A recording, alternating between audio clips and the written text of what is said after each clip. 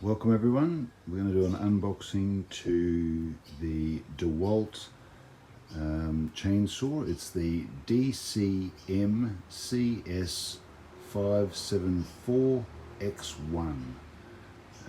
It is a kit which has a fast charger as well as an 18 volt and 54 volt flex volt battery, an XR flex volt battery, which does work for an 18 volt tool or a 54 volt tool.